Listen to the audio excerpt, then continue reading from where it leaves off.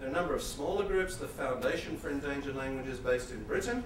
The Endangered Languages Fund, Doug is the president, if you would like to speak to him or find out. I think you have some flyers out there about ELF as well. And there's this another fund based in Germany. These are smaller ones, they operate at a very much a grassroots level. But there are hundreds and hundreds of groups around the world who are activated and working in these areas. And we are starting to get some fantastic information about what are good techniques, good ways to store the material, to look after it for the long-term future of communities and languages. UNESCO has been providing political support in terms of intangible cultural heritage, holding conferences and sponsoring good practices in these kinds of areas. So there's a lot of international activity that's happening that's really developed in the last 5 or 6 years. It's very new. And there is, for the first time, for people working in this area, there's a large amount of money available. We're talking millions in terms of support for research projects. One final thing that I can mention is this is an idea that we have been developing at SOAS, and this is one that I would encourage you to promote amongst your friends, and particularly people who don't speak minority languages. What we're saying is, think of this in terms of a language footprint, similar to the sort of carbon footprint idea. A language footprint is the influence speakers of a dominant language have on the behavior of speakers of other languages. I'll just very quickly go through this. There is a flyer that you can take away and have a look at. So the idea is, if you're involved in communication and you start speaking, and the result is the other person speaks your language, then you've made a language footprint. If you're bilingual and you choose the dominant language when you could have chosen the minority language, you've made a language footprint. Now you can reduce your language footprint in various ways. You can do it by learning other languages, particularly less commonly spoken languages. Use a local translator. If you go on holidays to somewhere, don't force the other people to speak in English or in Spanish to you, but learn something of the local language and culture, or use a local translator. Support languages by buying books in them, encouraging companies to do marketing and packaging in local languages, and basically supporting linguistic diversity. Okay, maybe you can say, well, I'm not very good at learning languages, I can't do that, you know. So what I can do is I can offset my language footprint by supporting other activities. Increase language learning in a country, taking holidays in places where your language isn't intrusive, support efforts of language maintenance in other communities, and helping people to become aware of language diversity and the problem of language endangerment. So English speakers can support other groups by offsetting their language footprint. And if you're a bilingual, you can balance your language footprint by consciously choosing to use your language when you have a choice. So instead of speaking in Spanish, you can watch, you can go to the local market and operate in your local indigenous language, for example, or watch films or TV in minority languages, support language publication, etc. So the idea here is to push this as a kind of an alternative to the carbon footprint issue in terms of developing language footprint. So at an individual level, individuals can make choices and to support and sponsor and do positive things about their own languages. Not to stand back and say, oh, everybody's not talking my language anymore. You can positively do something to make a change.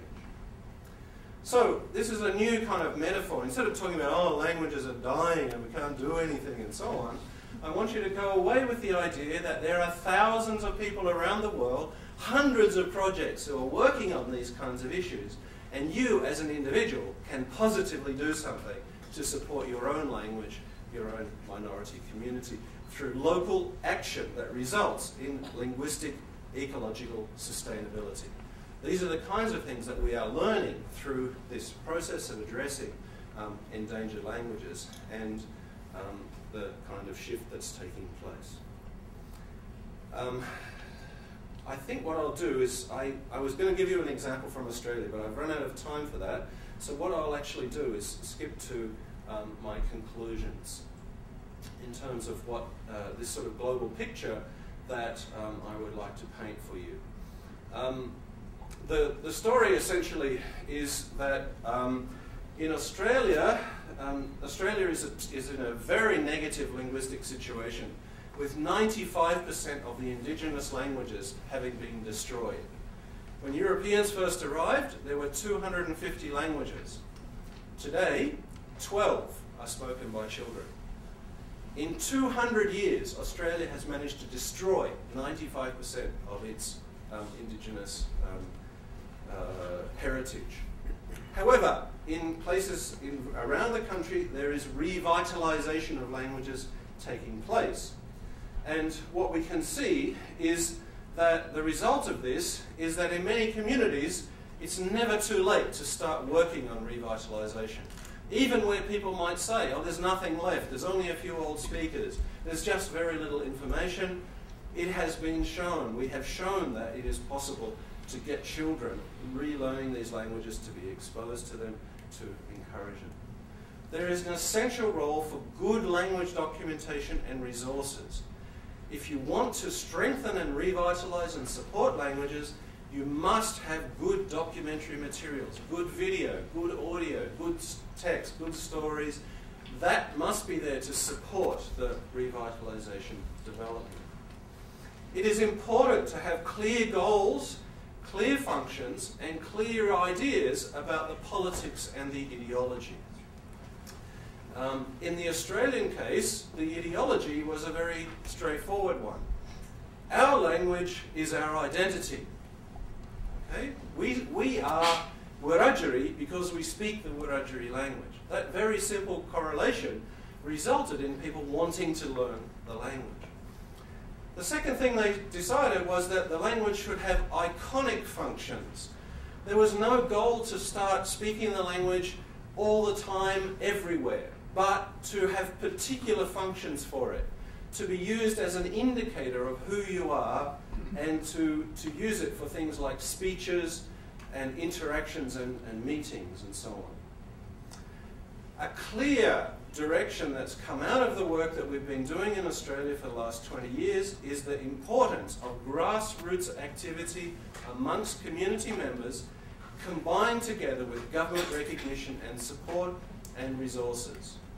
Okay, you can struggle again at the kind of grassroots level, but you also need pressure to be placed in terms of policy and recognition. And the final point is collaboration has been the key to the kinds of activities that we have seen. Collaboration between linguists, between teachers, Indigenous specialists, local custodians of knowledge. And the result has been very concrete outcomes. Outcomes not just in the use of language, but very positive outcomes in terms of people's perceptions of who they are and positive evaluation of themselves. Self-esteem, for example. In many Indigenous communities in Australia, children are not going to school because they just couldn't be bothered. They can't see the point. They're goofing off. They're getting into drugs. Terrible alcoholic problems even with young children. By reintroducing language, by supporting and revitalizing the culture, the result has been that there's been a shift away from that negative self-esteem towards a positive evaluation of people as individuals, as members of groups, as contributors toward the society. So language there has played a really crucial role in terms of developing social good as well as linguistic aspects. And I think you should not forget that as an important aspect of addressing these problems, these issues, in relation to global threats to language diversity. Thank you very much.